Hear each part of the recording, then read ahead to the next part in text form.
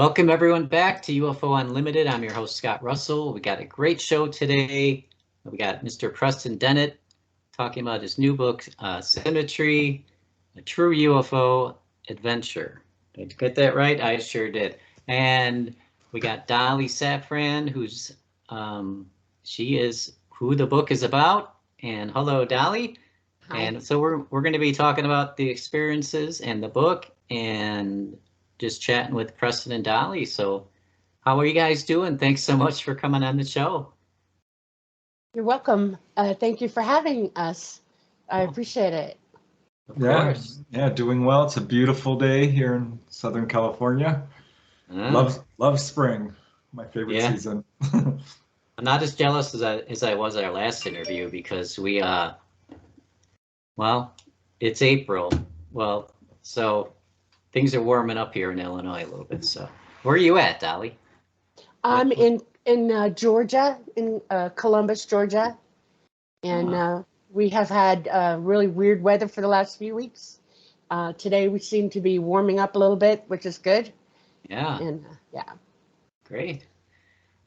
So how did you guys, Preston, how did you guys meet? How did you find Dolly? Dolly actually found me. Oh, okay. So I'm just doing my thing, you know, putting out my books and such, and Dolly is out there in Georgia or Florida, I think at the time, and Florida. is looking for someone to tell her story, looking for a UFO researcher who can tell her story objectively, and I think without, you know, not through the lens of fear, as there's so much, you know, fear surrounding this subject, which I don't think is warranted, really. I don't think they're here to hurt us or take over or anything like that. No.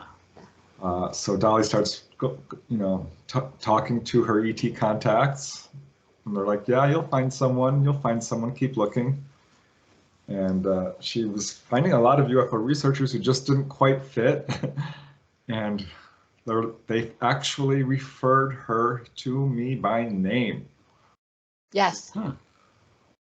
Yeah, Good. my contact told me to look Preston up on YouTube and see what I thought about him. And so I did. And I found one of his earlier videos on YouTube. He was about healings. And I listened to it and I realized, this is really a serious possibility for me to speak with him. And so I contacted him by email. And then the next thing I know, we're talking on the phone, and it went from there. Yeah. So, yeah. Well, you couldn't have found a better guy.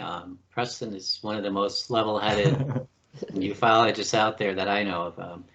So can we start? Do you want to give a little background about yourself before you kick in the story, or do you just want to kick it in the story? It's up to you. I am a fully conscious contactee since the age of 14. Before that, I had a memory of contact, just not very fluid, you know, not all together. My family is also generational contactees. My father was, and I woke up one day and realized that I can't handle any more of the not knowing what was happening. And I decided that this is it. I'm going to remember no matter what happens. And when I was 14, the opportunity presented itself. And that's how it all started for me, becoming fully conscious. And Okay. from there, yeah. I would add that Dolly is a nurse. She was also an employee for the Department of Defense. She's got a really incredible resume, actually. Zookeeper, bus driver, a security guard. It goes on. Yeah, I was a busy girl. Lots of experience. Yeah, great. That's great. So what did you see at 14? Well, I was outside one night with my telescope. I was taking astronomy lessons out of the Miami Transit Planetarium and doing my homework. And about 1 a.m, my dad said, "Come inside, it's late." And so I said, okay. And I packed my stuff up and came in the house. Got got dressed for bed, and I don't really sleep. I sleep maybe 2 hours a day. And went to my windows, and I was in Miami in the Everglades. And we had these huge jalousied windows. They're big enough to crawl through if you want to. And I was just sitting on the edge of my bed with my hands up on the ledge, looking up in the sky, bored, nothing else to do. And I started seeing lots of lights. And I thought, what am I looking at? And I realized that they were all moving around. And I thought, okay, this is it. Something big is happening. And so I started watching them. And I saw them pair off. Some go east, west, north, and south. And then I saw 2 pair coming down out of the stratosphere into the atmosphere. Saw them changing colors. And I just watched the whole thing unfolding in front of me.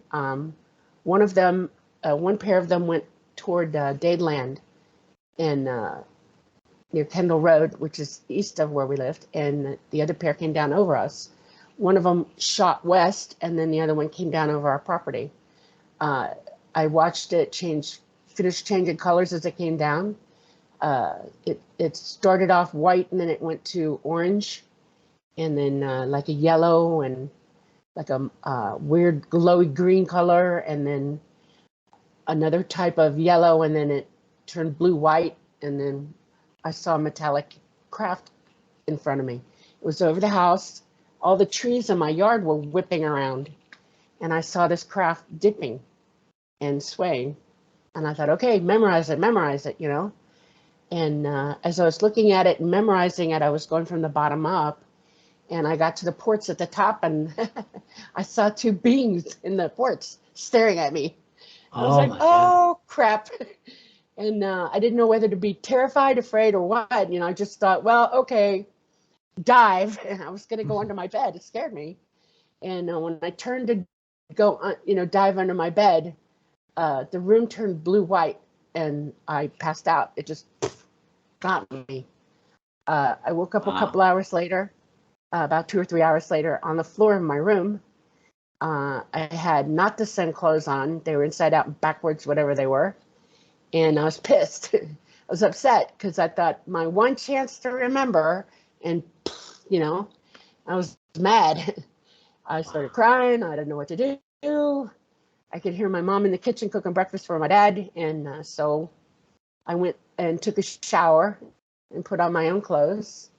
And then I went out into the kitchen and trying to talk to my mom about it, who, by the way, did not like talking about any of this.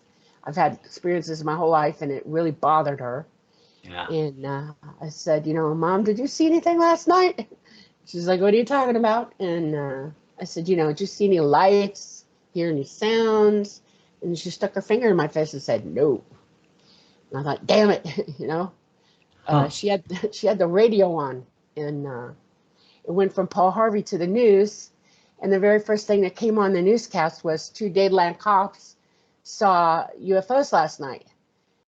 My back went ramrod straight. I was like, oh my God, this is it, confirmation. Somebody's gonna, I'm not dreaming, okay? And they talked about it. She whirled on me and said, no, no, no, no, no, no, no.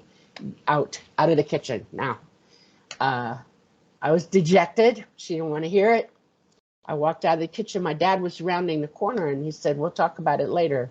Go meditate.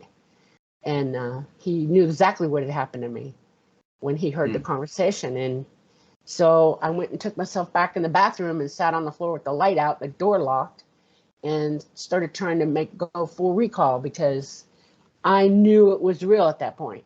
This was not a dream. And by that afternoon, I had to go to school. It was summer school for me. And my friend was there, and she grabbed me and ran me into the bathroom and told me that she saw a UFO that night too. I was like, oh my God. Oh, this wow. is incredible, And can I just interject real quick?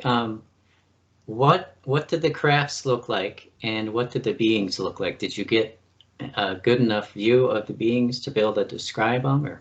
Yes, they were full on AI grays, little teeny guys, real thin, dark eyes, wrap around the whole thing. So kind of the typical gray kind of. Yes, Yep, Okay. large bald heads. This was Yep. 1973, by the way. Right. Oh, wow. Yeah. The craft was I call them two-seaters now. I know what they are. Uh, it's the same type of craft that has been described before by a very famous physicist, and he drew pictures of it, Bob Lazar, and it's exactly the same craft. Like the sports model kind of craft? Yeah, kind of, yeah. Okay. All right. And it took me about the rest of that day and into the next day, and I started getting a full recall. And once I did, my dad came and talked to me about it and started helping me to mentally assess what was going on with me. He admitted to me then that he was a contactee also, had experiences himself, and he was trying to make me feel better about it because my brain was exploding. Okay, my whole world Sure. was rocked, and he took me to see a friend of his who was a astronaut. My dad worked for NASA, and so he helped counsel me through it. And they just said, prepare. Your life has changed, and whatever's going to come to you now is going to come. And they were both right. But a week after that, week and a half, my contact Talata made it known to me that they were coming back for me, and he did. And they came and picked me up, and they took me off, and life has never been the same for me. It's totally changed everything for me. And Wow. Yeah, this is when Dolly became fully conscious. And I have to tell you, a lot of people I've talked to at some point realize they are contactees, but it's often in, midlife. So Dolly got a real head start here. And she kind of glossed over what she remembered actually, going on board, talking to her main contact, who she calls Mama, a tall gray, sat her down and spoke with her.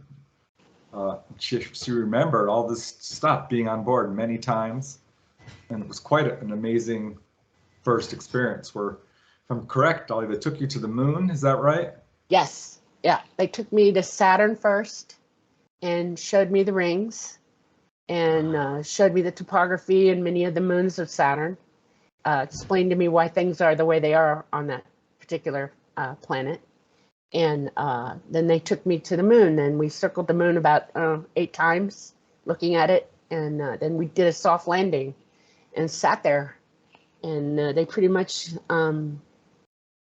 gave me a choice. They said, this is it. You can either keep going like this and stay conscious, and what do you want to do? And I was gung-ho. Yep. And they said, what do you want to do? And I had memories coming back to me from before that. I'd been on board craft many times and was waking up to it, and I wanted to fly. And so they gave me that opportunity, and I began a long journey for me to learn how to fly craft. And Mama was there. She is my main contact. She's still alive. I still see her all the time. And then Talata, who is my ship. He is my ship. He is a disembodied interdimensional entity who is very, very, very, very old. And he indwells the craft, and he helps run the craft with me. And it's a psychic type of way to fly, and they don't have systems like you would think. And we join each other in OBE, remote view to a quantum ball of light where our consciousnesses reside together and we fly together. And that's how the ships are run. And it took me a long time. Yeah. Yeah, I've heard that a lot, that there aren't any, what you see in a typical plane. There's no sort of steering equipment. There's really no buttons anywhere. No, it's right. So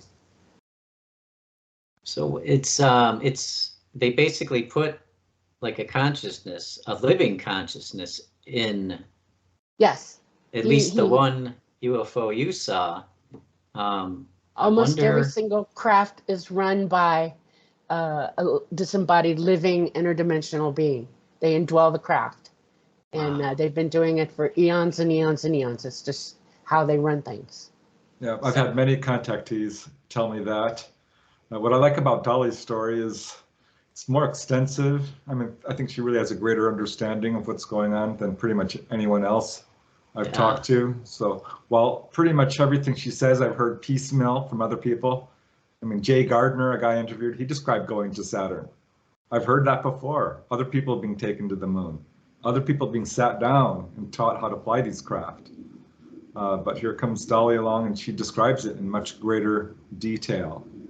And without the problem of missing time, without the problem of having fear, which can definitely cloud your perception of all this. But yeah, being taught how to fly the craft is not as unusual as you might think. This happens to a lot of contactees. When you're flying the craft, what's it like inside? Like, I should say rather, how do you see where you're going? Like if it's a silver disc or something. Are there portholes or?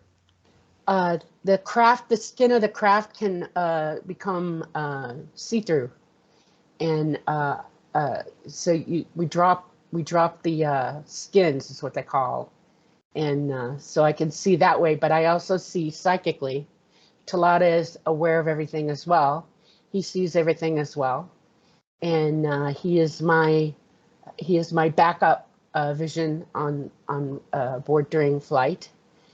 He keeps me out of danger from objects in space, incoming, that kind of thing. There are lots of weird things in space that can go right through you if you're not careful.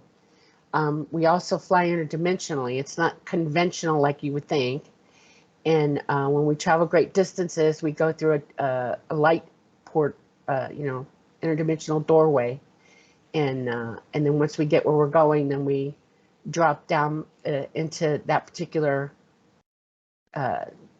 physical space, and we fly in that physical space while we're there, and then we charge back up and go back through to go the other way. So the craft runs on a type of nuclear, except for when we're in atmosphere, and then we drop to battery power. We have to because we're very, very hot, and it's dangerous to be anywhere near anything because we're so hot. We burn very white, bright plasma charged particles all around the skin of the craft, and so it's not okay. If a craft, you don't want to approach a landed UFO. This can cause big problems. Certainly, we've seen this in a lot of cases. And Dolly has been present, when people have approached the landed UFO. One guy got really badly burned. They had to heal him. Yes.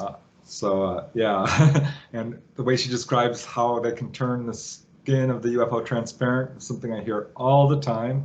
This is really the rule. People don't describe, window frames as, we would think of them. They have the ability to turn any portion of the craft transparent or the entire thing. Yeah. So people will describe being in the UFO and then suddenly they are completely surrounded by stars, which can be disorienting. I know Dolly describes a case where she was on board with a lady. When they did that, they turned the entire craft transparent, and the poor lady leapt back, 10 feet and landed on her butt. She was so disoriented, freaking out, thinking she was, going to fall through space. Heard this sort of thing many times. Their technology is far more advanced, I think, than most people realize. Yeah. I'm sorry, go ahead, Dolly. The entire skin of the craft is like a cuttlefish, inside and out. They can portray any light, any pattern, anything. And they can light up the entire inside of the craft for lighting as well. Or they can turn it totally dark. I mean, it's in the skin itself. Yeah, one lady told me she was taken on board and they had dressed up the inside of the craft to look like a living room. And there was a couch, cheap carpet. And Dolly talks about this, that they can just pull a chair right out of the floor, give it whatever color you want, cushions. It's amazing. Yeah, I've actually seen, I don't know, I think I have the picture, Preston, I've showed it to you. I've seen a flying saucer shaped like, like a top hat kind of disappear from the top down in broad daylight and you could not see anything behind it. Right. You know, the cloaking was 100% Absolutely. perfect. Yep. Yep. Now, They were showing you, they were mimicking the area that they were flying through. In other words, you were looking at a mirror image of what they were flying through. That's how they disappear. because it looked two-dimensional to me until Yeah. it flew over me, and then I saw it was a circle underneath. Yeah. Huh. So our own military is developing that same sort of invisibility technology, where you just sort of bend the light around an object. But yeah. they are far more advanced at it. Yeah, because even like, you know, well, I mean, it's just a movie, but the movie Avengers has this huge ship that they use, right? And they cloak it, but you can, using mirrors and stuff, but you can still see it, you know? So I imagine we're probably somewhere around that phase in our human technology where we can kind of make it look a little harder to see, but I don't think we have, you know, any kind of cloaking material. So can I ask you, when I haven't talked to many people that have been to the moon, when you flying around the moon, did you see anything, like any bases? Did they mention they had any bases there? Did you see maybe our moon landing, our flag? Did they show you anything on the moon? Or... Yeah, I did. I've seen a few things. One of them is hard for me to talk about. There is an unfortunate first astronaut who did make it to the moon, and he's still there. He's died. They left him. And it was the first landing on the moon ever before us. And the Russians did it. And I saw the craft, and I saw him there.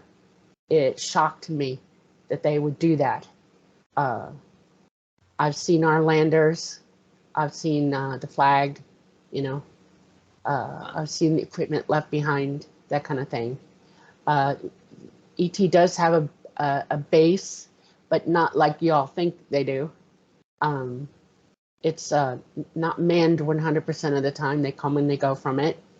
If we have activity on the moon, they're real interested in what the heck we're doing there, and they watch us, and they're curious what we're up to. So yeah, that kind of thing.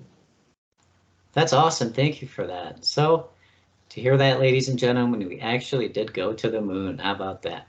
Yes, you did. I always believed that we did. I just thought that possibly the footage, the live footage they put on TV may have been fake, just in case, God forbid, something really bad happened. They can't show that on live TV, so maybe the feed was, you know, 5 or 10 minutes behind or whatever. But I do believe we went there. So when you were flying around the moon, was it in a smaller craft or a bigger craft? Like, how many different craft have you been in? Is it usually small or big? My main craft is a pretty big guy. I've been in smaller craft being brought up to him, 2-seaters and stuff like that. The craft that I fly is probably a couple 100 feet in diameter. He's pretty big, and he can actually expand out. He gets bigger if he wants to, just depending on what we got going on. He's very, very, got a lot of scientific capabilities. He watches things on this planet, and they do a lot of monitoring. He's also going to be, he's capable of picking people up and doing rescues of different things, animals, flora, fauna, all that kind of stuff, and making transport. So yeah. Wow. Yeah. Very cool. Man, I wish I had one of those. Take me to the store, take me to work, take me to France, you know. Wow. I just lost track of my thought there. So your contact, what is his her name? You call her Mama. Mama's the tall gray, who is my personal contact. She helps. She's like my liaison. She keeps me whatever I need. She makes sure that I have everything that I desire, want. She helps with my education, things like that. And then the craft that I fly with, I have a nickname for him. I call him Talara. It's a shortening of his name that I can't fully pronounce. So I nicknamed him, and he tolerates the nickname. So Talara, T-L-E-R-A. Okay. He is my constant companion. I am in constant contact with him 24/7. And he is who I fly with. He is my buddy. So. Okay. Now, do you ever ask him questions? Like, Oh yeah. are there other, Earths out there with people that look like us? And, like, what kind of stuff do you ask him? Everything. I was taught on one of their home worlds in the Orion cluster, and I grew up learning there. It's like a tree world, and I had a big classroom and a tall, unbelievably tall, big tree. And I went with other females most of my life. When I became conscious, I started remembering all of it. I learned many things from them. I learned science, technology. I learned how to fly. I learned morality, just anything and everything you could possibly imagine. Zoology, biology, all of it, all the sciences. Talata is so old. He's a disembodied interdimensional entity. I mean, he's eons and eons and eons old. So if I ask him a question, he generally pretty much answers me. He keeps me straight, especially when I don't understand humanity and what we're doing here. He helps me with that. So, yeah. So they seem to understand humanity, like why we do what we do? Because, yes. Really? Okay. Yes, Go ahead. I'm sorry. They are our progenitors. They are us. We are their children. And they understand us better than you realize. They are autonomous beings, and they believe that we're autonomous as well. We have full freedom of our own thoughts and our own decisions about life on this planet, and we're given our own reign, our own free reign. They watch us. They keep abreast of what we're doing and keep hoping that we straighten out, catch up with them. They want us to learn and become wise and follow them. And this time around has been really tough because we're not exactly on that track, and it's concerning to them. Yeah, Dolly's talking about being taught by them. This is something I do hear a lot, especially from contactees during their childhood. And I think a lot of people have a tendency to start not remembering, which is what's really cool about Dolly's experiences, is she was dead set on remembering. Yeah. So yeah, people have said the same things that Dolly is saying, that, they taught me, about science, morality, psychic development, telekinesis, how to use their technology. All of this stuff are things I've heard many times. So it's really amazing to hear it from Dolly as a continuous narrative that just evolves and evolves. And how she was learned how to fly these craft, right? From age 14 all the way to age 19 is when she actually got to sit down in the craft, in the pilot seat, fly it herself out of the Earth solar system to another planet. I mean, this is, man. Yeah, graduation day. It was cool. What I wouldn't give to do that, Oh my God. I'm sure there are a lot of pilots and astronauts that would be very, very jealous of that. There's actually a couple astronauts who have flown craft. Huh? Mitchell was one. Edgar Mitchell? Fly craft. Yes. Oh. Yes, very well versed with them. He knew them very well. Yeah, he was one of the more outspoken astronauts. Him and who was the first guy? I just forgot his name. The first guy to orbit space. I can't remember his name. Oh well. I'm so sorry. John Mr. Glenn? Yeah, that's that's. right, yeah. No, wait, was it John Glenn? Yeah, I think Yes. so. Okay. Yes. Yeah, sorry about that, Mr. Glenn.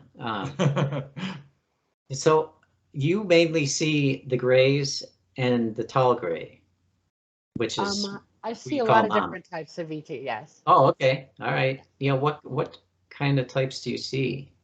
I've seen the mantids, I guess. That's only as they watch over us. They're the watchers, and I got to watch one watching me once. That was interesting. And when he stood up, it freaked me out. I tried to run after him, and the only thing I got from him, his mental message to me was, "I'm a watcher, and you're fine. You know, be okay," and took off.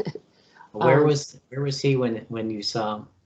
in near Savannah, Georgia, and I was at a friend's. I had just had a kidney transplant, and I was healing, and I guess he was just keeping an eye on me at that point. And I saw him outside the door. It was a really windy day, and I was alone in the house, and the front door was open, and all of a sudden, you know, I have really, really good eyesight. I have 20/10 vision, and I caught sight of him. He was squat down in the woods watching me, and I was like, And I went to the door, and I'm really staring at him, and then the next thing I know, he stood up, and I was like, whoa, you know? And I ran out the front door, dropped my phone, didn't care, barefoot, ran after him, and he just said, "I'm a watcher. I watch over you. You're fine," you know? Huh. And that was an interesting day. I've seen Anunnaki. These are ancient beings. They have wings. I've seen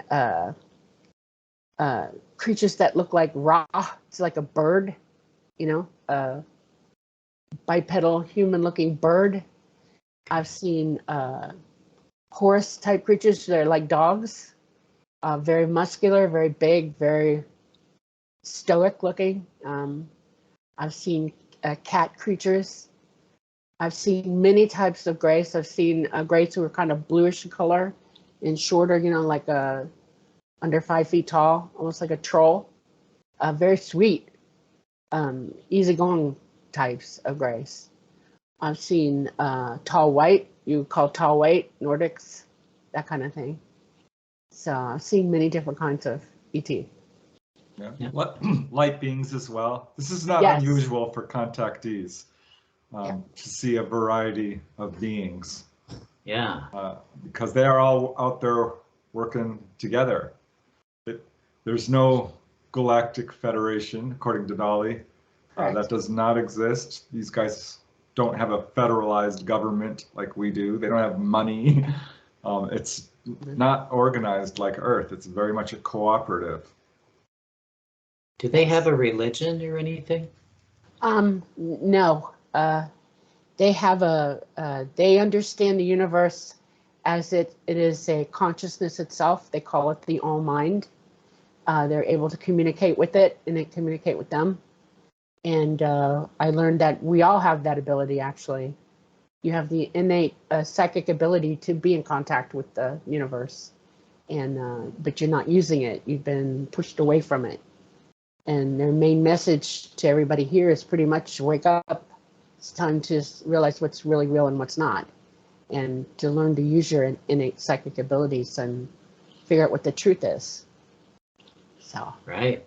Now, when you've seen a bunch of different types of aliens, where do you see them? Is it on the crafts when you get picked up, or do they just kind of pop in like that praying mantis guy did? Or I've seen them on World here. I've seen them on craft. I've seen them on a very large craft that looks like a Dyson sphere. It is a Dyson sphere, so to speak, out in the universe. And they come and they go. They congregate. And they're busy. They do their thing. And so yeah, I see them coming and going. Yes. now, did you ever ask them like why they choose certain people to take and don't take other people? Most of humanity is known by them. Almost every single person on this planet has been contacted and watched over. our magnetosphere has been going down for about 80 years now, and it's causing huge problems for our genome. And contact is generally to help keep earthers, people here, healthy as they can, while our planet's going through the things that it's going through, our solar system. That's why there is contact. They are getting ready for a big push toward rescue of a lot of people here who want to go, if they do. And so that's why. That's amazing, because I study the Earth's magnetic field, and it is down 20%. And since 1900, the weakening and the moving of the magnetic North Pole, it's shooting now. It's moving like 5 miles a month. Yes. And within 11 months, it's going to hit like the 40-degree mark. Correct. Where at that point, it's going to really start moving, and we may have some kind of magnetic flip. Have they said anything about that? Yes, I was taught that my whole life. I'm watching it myself. Our magnetosphere is very unreliable right now. It's letting in all kinds of gamma radiation on us. Right. That's why we have all the cancer we have, and mental disorders, and heart problems, and immune complex disorders, and all of it. And yeah, it's a big deal. We are going through solar maximum as well. This is a 12,000-year cycle. And they're watching the fact that we're probably going to have a CME that could devastate this planet. And so they're watching the situation with that. A CME is a coronal mass ejection. Right. You may have heard of the Carrington event in 1850 something, 60? 1859. Yeah. 59, yeah. Which basically knocked out the emerging telegraph system. So according to Dolly and according to other contactees, we're facing an event like that, but of greater magnitude, which could really affect our technology in a devastating way. Yes. Yeah, that's very, very frightening. And with the magnetic shield weakening, it's jacking up the jet stream already. I mean, you can see the wild weather we're having. Right. It's already started, and it's only going to get worse, in my opinion. But wow, that's amazing that they would teach you about that, because I mean, to me, that's probably the biggest story going right now, other than Are We Alone, is the fact that, what's going to happen in about 11 months to the planet, like, oh my God, like, is this why some of the ancients had cities underground? How many times has this happened and maybe wiped out all the humans? Do they ever say that they would intervene? Yes, and they have. This has happened multiple times in Earth history, and they're getting ready to make a huge rescue. They're fighting the powers that be on this planet right now. Well, not really fighting them. They're just watching them act like assholes. And so, yeah, we're going to have a CME, probably X-class range, that'll knock our power all the way back to the Stone Age. It'll be gone. And they are really actually not hanging around right now. They've all bugged out because it's really too dangerous for them to be flying around here. I'm sort of stranded at the moment. Once that CME hits, you can look for every satellite to come down, and the powers here that know about this are getting ready to bring the ISS down. They want to control the situation with that because they don't want it to hit just anywhere when it happens.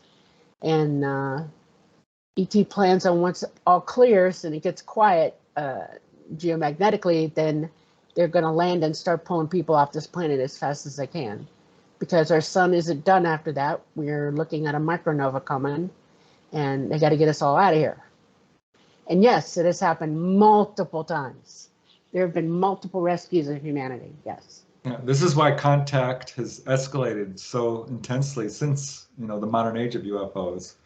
They are intervening to a certain extent. They are reaching out to a lot of people.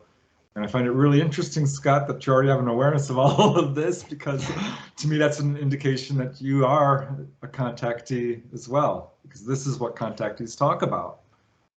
This is a big concern. Yeah, Dolly doesn't really know my story, but I see, I've seen probably 13 UFOs that were just undeniable, you know, not some, you know, weather balloon, swamp gas, or Chinese candle or anything like that. I mean, these were real craft, and I would, you know, bet my life on it. But I've never had any kind of contact that I'm aware of. I don't remember ever seeing any, you know, beings, talking to any beings, being taken anywhere. I don't really have any missing time. I just see them, but that's it. Did they ever talk about anything like that? Like, do you, knowing what you know, what would you think of someone like me hearing that story? Would you think maybe he's a contactee, abductee, or maybe just a very observant person who happens to always see UFOs? I think that you're aware and that you're probably a contactee who is not triggered yet. In other words, one of these days you're going to wake up and you're going to know what you're going to do. And because of what you're thinking about now and what concerns you, I think that you're probably one of those who is a good somebody who is logically and intelligently trying to help others understand what's really going on with the planet. And I think that's what your contact is all about. I think some people sort of choose on some level not to remember because they have a life mission. And if they become fully conscious contactees, that can interfere with your life and what you really want to complete. Because it is an overwhelming thing to a certain extent. Right. And I think that's probably true in my case to a certain degree, because I did have a missing time event, and I don't feel like I have a lot of fear. I'm like, why didn't I remember? And I kind of think that the reason is because it would become a central focus in my life when really I'm supposed to be doing research and talking to other people and speaking about this. So I think there are reasons behind why people are not fully aware, even though they don't have a lot of fear, perhaps, or don't have full memory. Yeah, I wonder. I'm hoping I get activated soon. You know, You need to. Do you meditate? No, I don't. You need to learn to use your innate psychic abilities. That's what they're hoping you're going to do now. Okay. You need to start meditating. You need to start learning how to use your psychic ability. You need to detox your body. You need to open up your pineal gland and work at it that way. The minute you start doing that, your memory is going to flood you big time. And you will be amazed at what happens to you when you do. Huh. So that's the message. You need to work on that. You really should.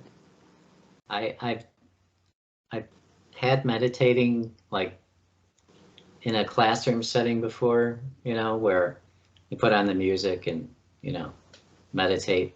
I can't do it. My brain won't stop thinking. Yeah, you have to learn how to go within and drop everything around you. You know, you have to learn how to focus. That's fine. Meditating is not any special secret. Right. It's just relaxing for 5-10 minutes each morning or each evening or in the afternoon. Just sitting down. Don't have to stop thinking. Just let the thoughts go. Just relax. Mentally reach out. Try to expand your awareness. This is something that's present in pretty much all religions, all spiritual practices across our planet.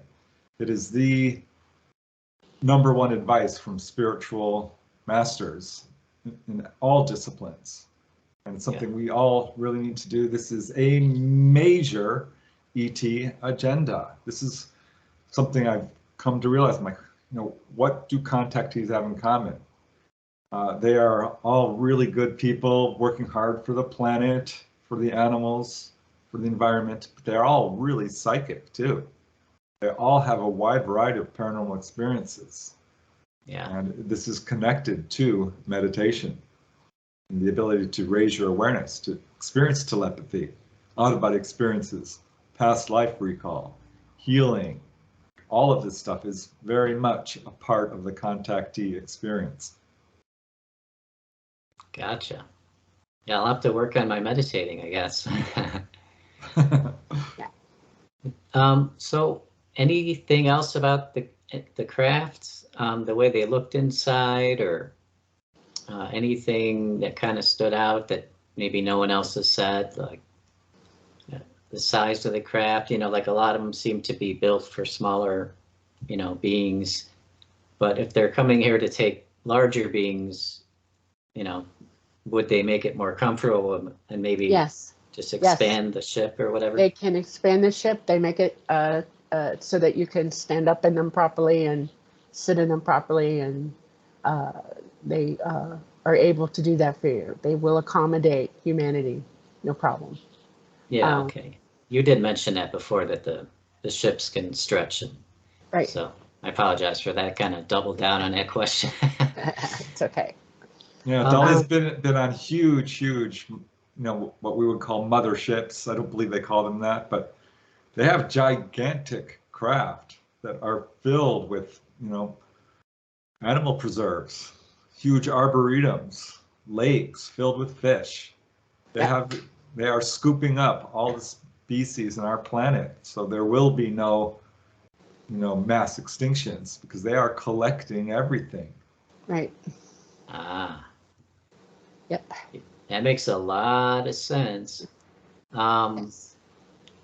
Are we, you know, this is something that, this may be a little off topic, I'm not sure, but I've always kind of thought, you know, as humans, we kind of think, all right, if you believe in the whole, you know, the alien thing, and that, you know, there's other intelligent life out there and they're coming to our planet, that's kind of where the belief stops. Like, because we're, as humans, I think we're so egocentric. We think, oh, all these beings are coming here to visit us. But in reality, are we just a stop along the way? I mean, are there other planets beyond us that they're going to see too? I mean, I doubt really they're coming all the way just to come here and then go back. Or is that the case? Our universe is teeming with life. Right. Throughout the entire universe. There's a huge template of life, and we're a small part of it. And when I say they're our progenitors, I'm not kidding you. They are our parents, and they watch over us. So our egocentric thinking is thinking. You know, we are part of them. They are us. We are all one together, and that's how it is. So, yeah. Yeah, this is why the book is called Symmetry, because this is one of the main ET messages. One of the things that they really wanted Dolly to understand is that life is throughout the universe. Correct. That there's a, you know, a template for the humanoid form, and that life on other planets is very much like life on Earth. There's a symmetry to all of life throughout the universe. I've always felt that way. You know, I feel that way even with, you know, well, not even with, I should say, but with humanity as a whole. I've never had a racist bone in my body. You know, I try to treat everyone the way I'd like to be treated. And of course I screw up, and there are exceptions. You know, I'm a human, you know, like I make mistakes. Sometimes I get angry for no reason, you know, especially when I'm driving, you know. When I'm driving, I hate everybody. I'll admit it, but as long as I'm not driving, you know, I love the world and I love people, and you know, I hate wars and all the stuff that's going on right now. And a lot of the message has been from a lot of contactees, you know, because I research it a lot too. It's been take care of your planet, you know. Your technology's not really helping you. I think I'm not sure if I heard that one from Preston or not, but you know,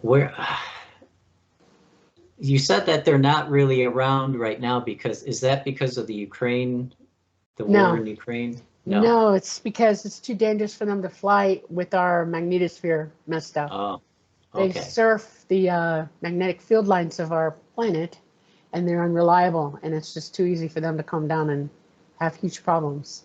Ah, You know, when Elon Musk sent up those satellites that blew up as they went Yeah. up, that's one of the reasons why they're not here. Too Ah. dangerous, way too dangerous. So they've bugged out. wow. Yeah.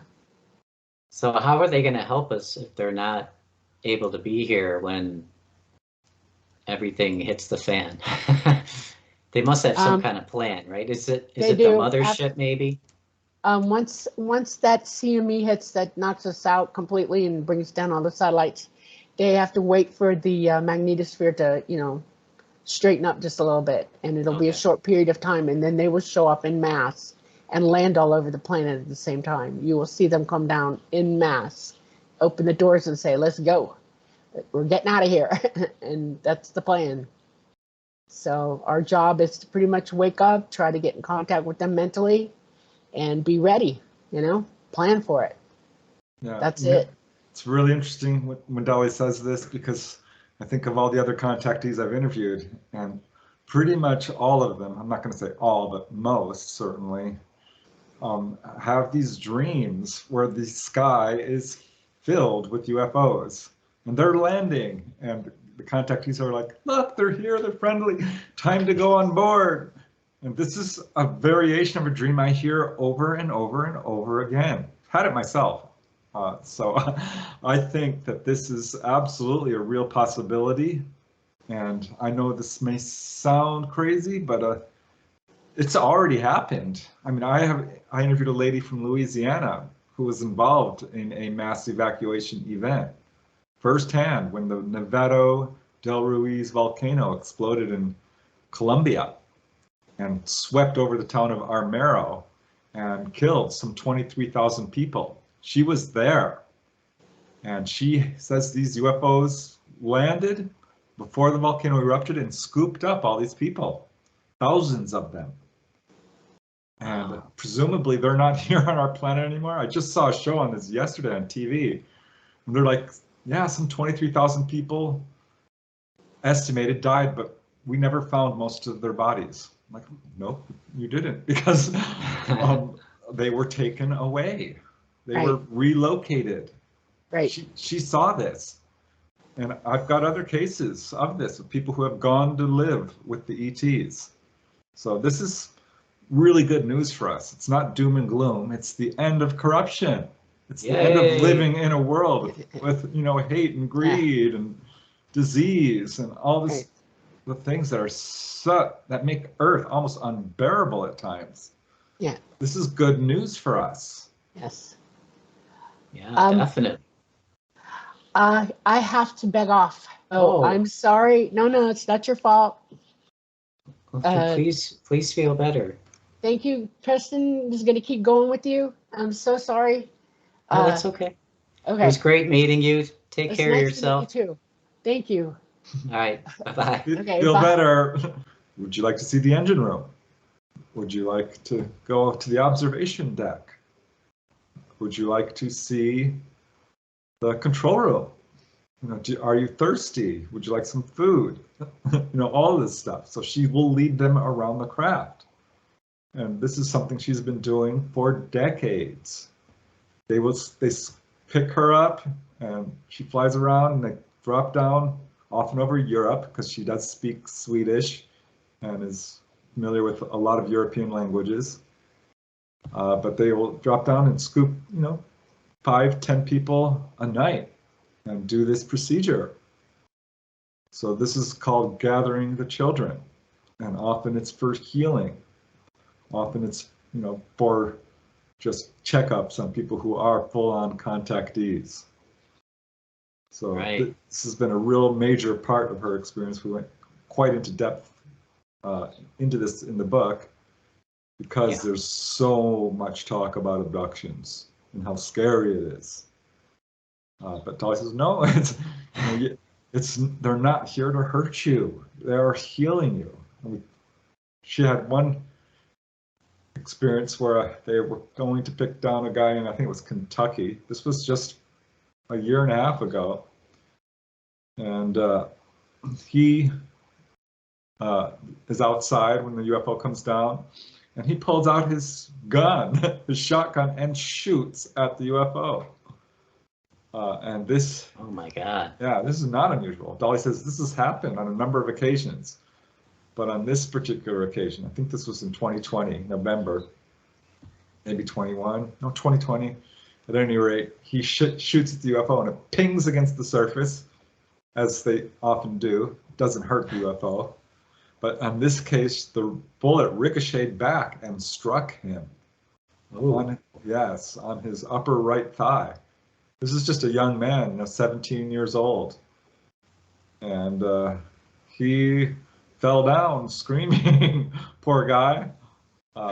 Don't shoot at UFOs, it's not a good idea. At any rate, they had to, change their plans. They quickly scooped him up and healed him. And this was a pretty severe injury, so they basically kept him on board for 2 days. And Dolly was there the whole time. They healed him up, and they suppressed his memory of this event and put him back in his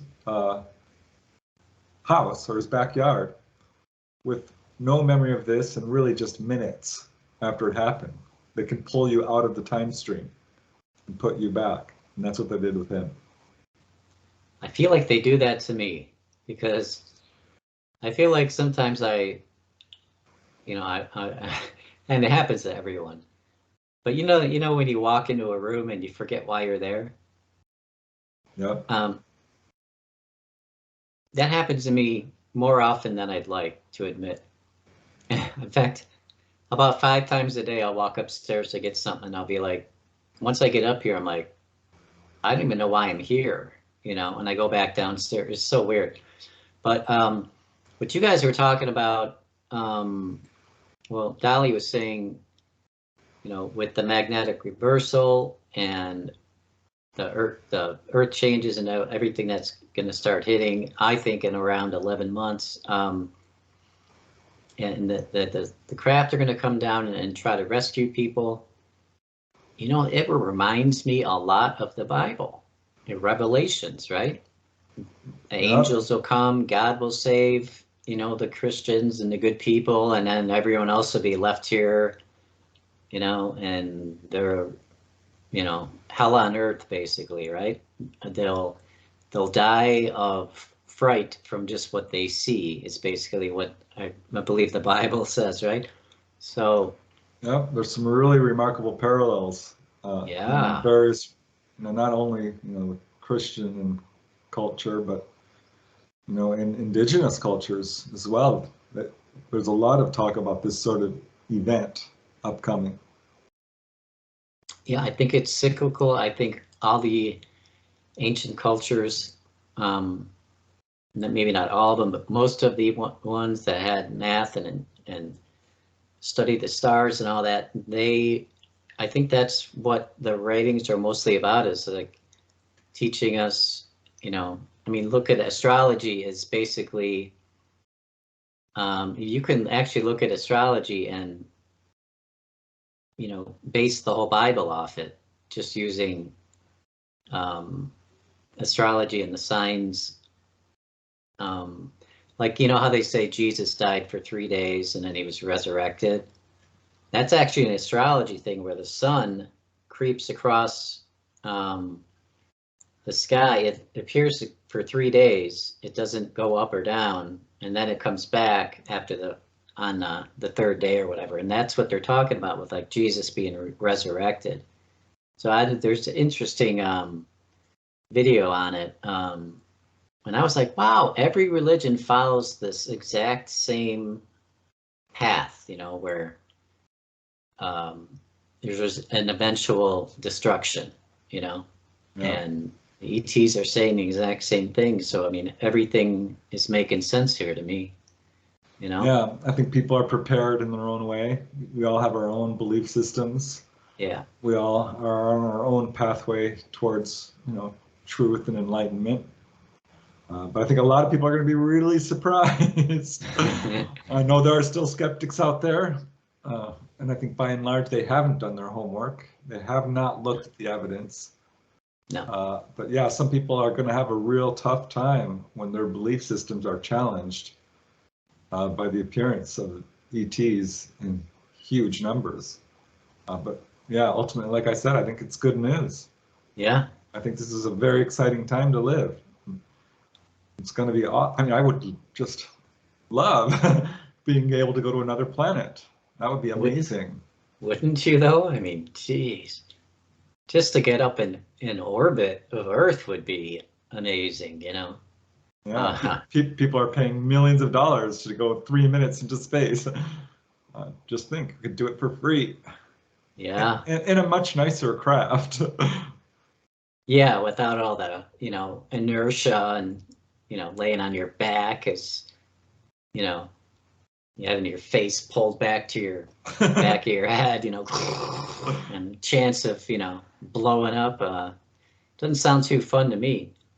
Drop us a bombshell in the book. What's a bombshell? Like something that's going to get people like so stoked to buy it. Say that Dolly describes these huge motherships and being taken on board and seeing these animal preserves. And so I asked her to go into it, and she's like, well, there's some that I'm not allowed to describe, but she did say that she's seen what are essentially dinosaurs. She's seen extinct animals. She's seen all kinds of alien animals, all Earth animals. She says giraffes did not evolve here. They did not come from this planet. They were transplanted here. She has been to other planets and described seeing animals that are phantasmagorical. I asked her to go into that, and she says, well, you know, bulls here on our planet, you know, they can be huge, 500 pounds or whatever. She says, that ain't nothing to what they are on other planets. She says, some of them are 4 or 5 times the size that we have here, dinosaur size. Yeah. So wow. She says, Earth is the heaviest planet she's ever been on. All the other planets have a much lighter gravity. And in fact, the tree world where she was taught, or the learning center, she says, you're able to leap 20, 30 feet into the air, which absolutely drove the Greys crazy because they took her there as a little girl, and first thing she does is start leaping around. And we're like, stop, stop, you know. Wow. She's running towards these 10-foot tall flowers. And they're like, stop, because some of these plants are poisonous. Oh, wow. But she says there's so much life on these other planets that it makes Earth look like a dead planet. What she says brings tears to her eyes because people think, oh, Earth is so beautiful. You know, what amazing variety of life we have, which is true. Right. But Dolly just kind of smiles and says, wait, you just wait until you see some of these other planets, which are far more alive. And she was taken to a water world repeatedly. This is where they took her many times to study life. And she says it's dotted with millions of little islands, but it's mostly water. Blue, blue, blue. And they took her scuba diving. She says it is so thick with fish and, you know, marine life that you cannot look anywhere without seeing a million fish all around you at all times. The colors, you know, it's just beyond description. Now, is there any intelligent life on that planet? Yes. Okay. The humans live there. She says they are living in small huts with a much lower level of technology, but ironically are much more advanced than us because they speak telepathically and are in contact with the ETs and do regularly go on board their craft, but basically live a very simple existence where no one locks their doors, there's no money, everyone just grows food and they have little markets, and but they do have books, you know, and tablets and computers and vehicles, but that's it. It's not like sprawling cities like we have on our planet. And I asked her to describe these people. She says they're very much like humans. They look a little bit different. They have much thicker hair, They're shorter, their tongues are really smooth compared to ours. They have smaller teeth. Little variations like we see on our own planet. Right. Yeah, I'd ask you if there is intelligent life because of all the fish and everything, you know, like we've decimated our oceans with pollution and plastic and fishing for, you know, billions of people every year, you know, just I wonder how much longer our oceans have. You know, how many more oil spills do we need before that whole ecosystem is just trashed, you know? Yeah. But that's why they're scooping up life as fast as they can. Because we have a garbage dump in the Atlantic, I guess, which is yeah, several states in size. Just plastic everywhere. So disgusting. Yeah, but we're progressing. We're getting better bit by bit. Human rights and the environment and awareness of the corruption and you know, racism and divisiveness. We are progressing. So I'm hopeful. I'm an idealist, an optimist at heart. Yeah. I think ultimately we're going to be just fine. And what's the worst that can happen is at some point we are all going to pass away, but death is a lie. It doesn't exist. We all move on to a higher form and then we can come back if we want with a new body. So there's no need to fear. This is a major ET message. Release yourself from fear. There's no need for it. The universe is absolutely safe. That's awesome. They're building an ark. They got our back. They're going to help us out when the shit hits the fan, if it does. So that's good news. Preston, thank you so much for coming on the show. You are my favorite person to interview, and having Dolly on was fantastic.